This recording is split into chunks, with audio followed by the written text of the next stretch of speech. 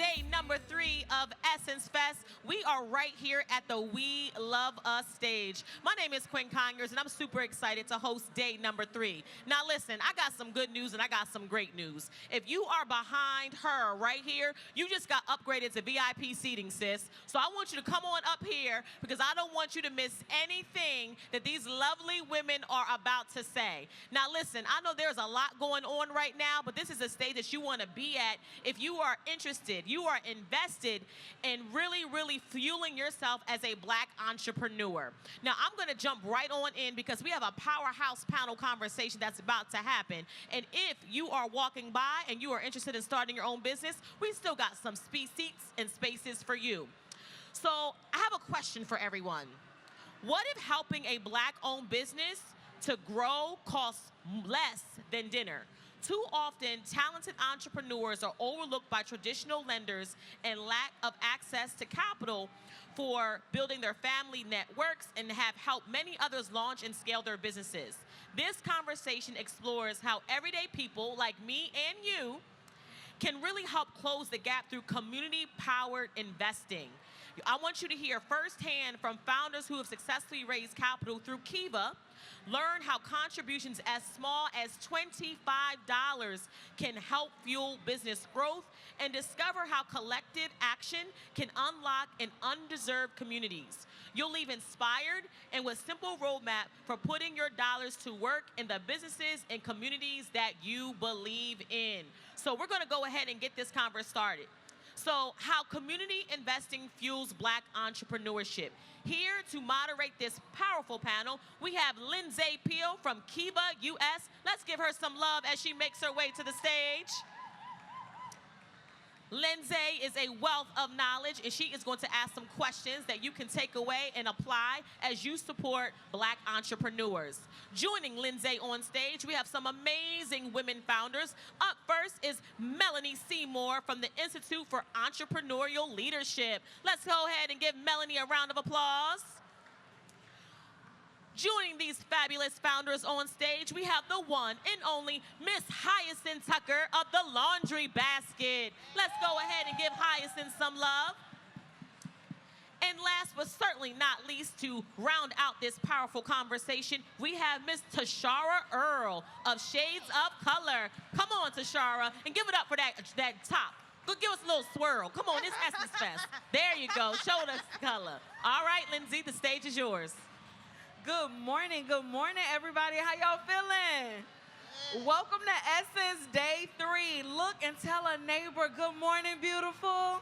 Good morning. And if you see a gentleman beside you, good morning, handsome. Good morning, handsome. Listen, we don't know. That might have been the first time they heard that this morning. Right. So we always want to make sure that not only we're investing in black businesses, but we're also edifying and affirming all of our beautiful black and brown people because we need it, y'all.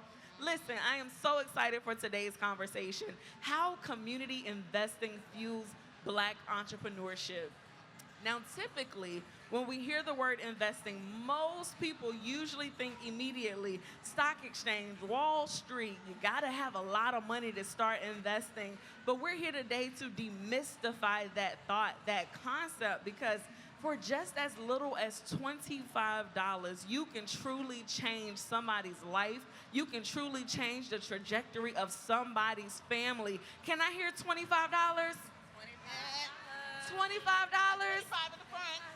Okay, because we all got it, right? I know we all got $25. Now, I want to briefly introduce our panelists today, but they're going to share some more amazing information about themselves. Right beside me, we have Miss Melanie Seymour. She is the Director of Capital Access Initiatives at the Institute for Entrepreneurial Leadership, where she manages programs designed to drive capital and support to entrepreneurs through the Capital Circles Initiative. Welcome, Miss Melanie, to the stage again. Thank you, Lindsay. Happy to be here. Next, we have Miss Hyacinth Tucker. Listen, Hyacinth and I, we go back just a little while, okay? She is the founder and CEO of the Laundry Basket, a veteran-owned, technology-enabled textile management and logistics company.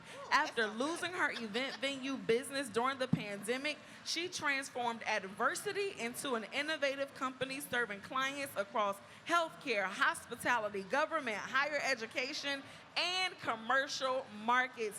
Welcome, Hyacinth. Good morning. And next, last but certainly not least, my soror over there, Hi Tashara. Hey, Soror. She is the founder and CEO of Shades of Color, an AI-powered beauty marketplace connecting shoppers with independently owned beauty brands through personalized recommendations while creating greater visibility and economic opportunities for underrepresented founders. She's done a whole bunch of other stuff too, just like Hyacinth here, and we're so glad to be able to celebrate you all. And then we have our conduit, Melanie, who's right beside me, who's gonna share how she supports these Black businesses with accessing capital.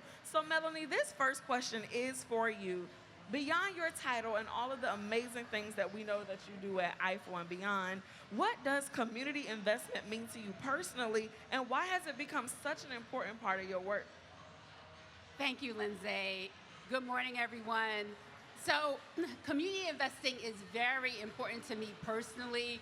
As the granddaughter of an entrepreneur based in Newark, New Jersey, where Eiffel is headquartered, it's super important to get folks funded. It's very important because we stand in the gap. As folks are not quite ready for traditional lending, many times they are told no because they do not have the 2 years of operations. They do not have that seed money to get them to profitability. And so the community steps in and provides those resources. It's super personal to me, both in terms of what the impact can be and in terms of turning those no's into yeses. It's validation when your community stands behind entrepreneurs in the community and says, yes, I can lend $25 or more to this business. And then they can go forward and that fuels them to the next level of funding. I love that because just because we heard no somewhere doesn't mean that that no is forever. It just means that next opportunity, let's on to the next organization or program to support, which is why Kiva is so important. We come in and fill the gap for those entrepreneurs who either might not be ready for traditional capital or for those entrepreneurs who have experienced that no. We want to make sure that you have another option. Now, Melanie, before we move on, I want you to tell us a little bit about Eiffel's approach specifically to community investing and why it's important for our people to see their dollars as tools for community economic opportunity. Well, we take a very specific approach, and we believe that community is capital. It really is. The power of your networks, the power of your knowledge, and the power of your dollars. And so we see ourselves as a conduit. We bring folks together, form communities of support. These capital circles, as we call them, are networks of knowledge where you can provide resources. I started off as a volunteer, actually, in 2021, where I helped entrepreneurs with their financial projections. That's part of the community impact. As a trustee, we provide that support to craft that story for the Kiva loan, for their Kiva campaign. We help them navigate the Kiva platform, and we serve as advocates.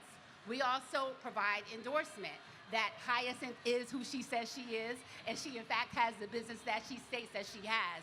We stand behind her. We say she did the work, she knows her numbers, she has a viable business plan, and so she can move forward. So we're really standing behind them and moving them forward as a trustee. This is a phenomenal opportunity that we take, and it's a phenomenal platform. Specifically for Kiva, because it's not just the crowdfunding. I like to emphasize for entrepreneurs as well that they're able to use that Kiva platform for marketing. So on that platform, you're telling your personal story. You're telling your business story. You're explaining how you're using the funds. You're explaining how you're going to repay back the money. And you're able to provide thank yous and updates on your business if you're using it properly. So that's where Eiffel steps in. We bring the community together. We help with bringing folks together, both in terms of volunteers, support members, amplifiers, and lenders. And I'll tell you more about our Kiva Lender team shortly. But yeah, it's really important for us to bring folks together and then coach them to get that campaign going, execute, close, and continue that communication process. Melanie said a couple of things that I want to make sure that we do not let go over our heads. Community is capital. Community is capital. We are our own currency. We are the power that we need to make sure that we can continue to build and grow sustainable businesses. I too, before I became the director of the Kiva US program, as an entrepreneur, I got a Kiva loan myself. And I had over 400 people contribute to that campaign, and I probably knew maybe 20 of those people. So that means there were hundreds of people around the world who thought enough of me in that business to invest in me in that business. And it truly does change the trajectory of how you think about yourself, how you think about your business, and those next steps. So Hyacinth, I want to jump over to you, especially since Eiffel served as your Kiva trustee through that process. Yes. So most founders, they remember that first yes. So tell us about your first moment getting that yes from Kiva. Yes. So I started the laundry basket, and it was designed to be a side business. It was an act of random kindness for a friend. I saw that she was overwhelmed, stressed, frustrated when it came to doing her laundry. So that's what it was. And so I was doing everything myself to help this friend. So I was picking it up, I was washing the clothes, I was, delivering it back to her. But I knew that I wanted to grow the business because I knew that what we were doing was so much bigger than just doing laundry. And so I needed a van. And I was like, okay, I saw an ad for a van, and I was like, okay, it's $5,500 for this van. But I had no capital to get it. And so I decided, with the help of Eiffel, to go on the Kiva platform and do it. And when it became public, we were fully funded in 48 hours. I know, right? That is amazing. You can give her a round of applause. Yes. And for me, the money was great, right? But it was also the validation, because as entrepreneurs, we hear no more than we hear yes, right? And so when it comes to traditional capital, it's like they're looking at your past. And Kiva was looking at more of what we could accomplish in the future, and that was really important for me. And so what was important is that the people that were investing in me, they didn't care about the 5 C's. They wanted to see me succeed. And these were normal, everyday people who just really believed in the mission. And so I really was like, I appreciate that, because they're not only, when you invest in a small business owner, you're investing in the community, right? Because we're building jobs. We're mentoring locally. We're buying locally. So you're a part of that whole ecosystem, helping it to grow. So when we look at, Kiva, it's not about, just the lending. It is about economic development, which is so important. Thank you for that. Now, how many people, just by a quick raise of hands, heard growing up that it takes a village to raise a child? Exactly, most of us in this room. And this is just a reminder that it also takes a village to build a business, to pour into an entrepreneur, to make sure that we get what we need internally and externally to power and fuel our businesses forward. Now, Tashara, I know you recently kind of got your Kiva loan. Yes. So tell us a little bit about that community-backed lending experience for you. Oh, wow. It was amazing. I will say that when I first applied for Kiva, I didn't know what to expect. I just kept hearing Kiva, and there's a way to get a 0% loan. And I'm like, what? 0%? So I'm like, okay, let me check this out. So my trustee in St. Louis, Missouri is an organization called We Power. And they took me on to help support me in my Kiva raise. And so I was raising money to help build my AI-powered marketplace. So you may hear people say, I'm not a technical founder. That means that I don't develop, I don't code. And so I have to find somebody who can build my app for me. And the bids that I was getting was astronomical. They were 6 figures. But I found a way for me to be able to build it with better funding and within the budget. And so I was able to raise $10,000 on Kiva, and that was less than, I think, a week. And so I had people from my community. You have to do 10 people, 10 private people that you know who will lend to you first, and then it opens up to the public. So I just didn't know what to expect, but Kiva helped to walk me through everything, and I was just amazed when people were lending $25. They were lending $100.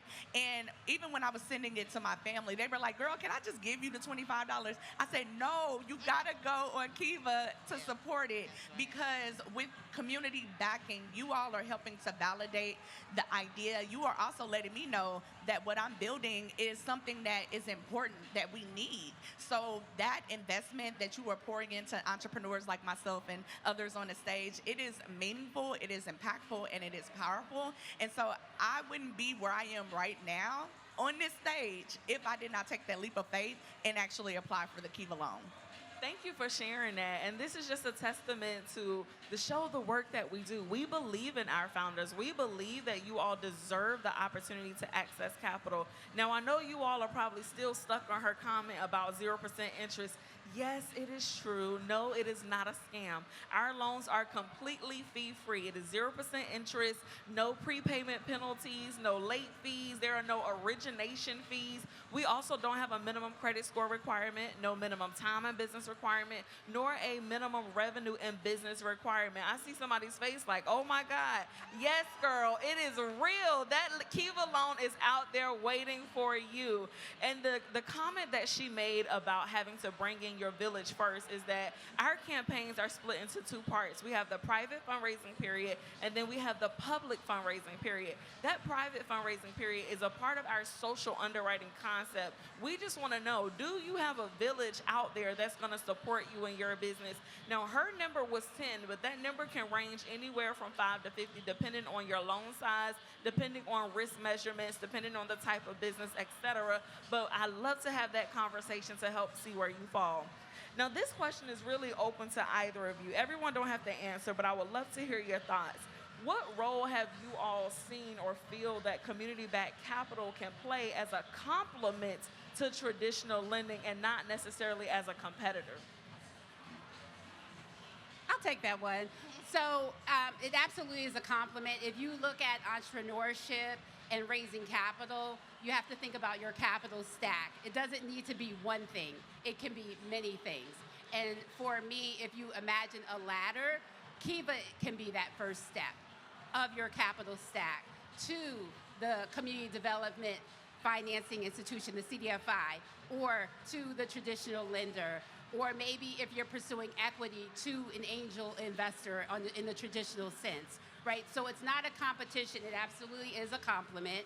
So, but how can you beat a 0% interest loan, right? From the perspective of an entrepreneur.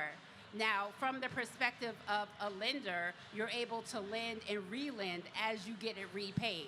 So there's the power of community, is that it's recycled, right? So that's the unique element for this type of structure. And I'll just quickly add, one of the great things about the Kiva lending program, it is that it also involves like your confidence as an entrepreneur. So imagine hundreds and thousands of your local people or people globally saying that they believe in what it is that you're doing. And sometimes as an entrepreneur, you just kind of just need that boost. You know, people saying that they believe in your vision. So that's also one of the great things that I love about it as well. Awesome. So the next question I want to ask, and this is for Melanie or Hyacinth, why does lowering the barriers specifically to participation matter, not just for entrepreneurs receiving the capital, but for the communities that are actually making the investment? Well, it's very inclusive, right? So if you think about it, many of us don't think that we're investors, but we lend to people in our community. We give them money. You know, we may or may not, get it paid back. It might not be formalized in this way, but to me, having that low entry point of $25 means there is a low barrier to entry. So, just think about that. That's equivalent to dinner, as was mentioned when we came onto the stage, right? Maybe less than dinner in this day and age. For just $25, you can participate in phenomenal businesses like Hyacinth, or a campaign that just moved from private to public this morning, less than 2 hours ago. It's a New Orleans-based business. It's called Lin Yap Bakery, a little something extra. That's what Lin Yap is. And we were actually at 11 a.m. You will have the opportunity to actually work that muscle, just like anything else. As you want to step into the space of an investor, you have to learn how to do it. This can be your first step. So we have a public campaign. You can get involved for $25 or more, whatever you would like. This particular campaign is $13,500. They're more than 30% of the way there. So I say all that to say this. Once you make that first step, you will realize you are an investor. The power is in your hands. The problems that we have, the barriers that we face, the policy changes that are occurring, we are more powerful than we realize. Right. And that $25 entry point is so low when you really think about it. So you have to make the first step, and then that will lead to more steps where you can become an investor on Kiva platforms and many other platforms. So just consider it. Again, 11 a.m., we can talk you through it. It's hands-on, and you can learn how to support phenomenal businesses like these. Thank you so much for that, Melanie. One of the things that I also want to make sure that we're not missing in this moment is that it just takes one step. Even if you never thought that you could have been an investor, even if you thought that your dollars don't matter to a small business, it truly does. And it just takes you being willing to say yes. So hopefully you're going to follow us over there to the makerspace at 11 a.m. to get your dollars in practice, is what I like to call it. Now, this is for all of my panelists here. We're going to start from Tashara and really work our way down. What's one thing that you want every entrepreneur in this room to remember about inviting their community to believe in their vision? Absolutely. So one thing I want you to remember is that when you pour into the entrepreneurs that are within your network, within your village, within your community, you are really helping them to achieve their dreams, but it's going to come back around to you tenfold. We pour our money into so many things that we are always recycling funding in other places. We want to make sure that we're recycling it within our own community. It should not take 6 hours or less that it stays in our community. In other communities, it lasts a lot longer. We can do that now. And so just one thing is just make sure you pour into your network, your village, and the entrepreneurs in your community. And so I would say for the entrepreneurs who are interested in getting a Kiva loan is to understand that the people pouring in do not expect your business to be perfect.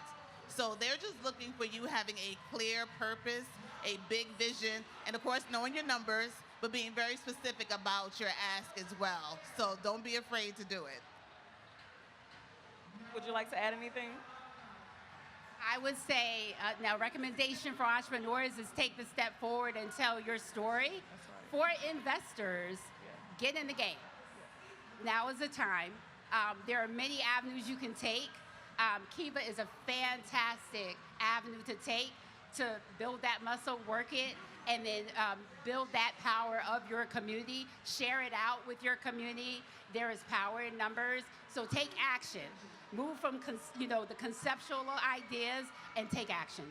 10 seconds or less. Tell the audience how they can keep up with you and support your business and the work that you're doing in the community. So you can follow me on Instagram and TikTok at My Shades of Color Beauty. Okay, and you can find us at Laundry Basket Delivery. You can find us at weareifel.org/capital circles, as well as on LinkedIn. Look me up. I'm Melanie Seymour on LinkedIn.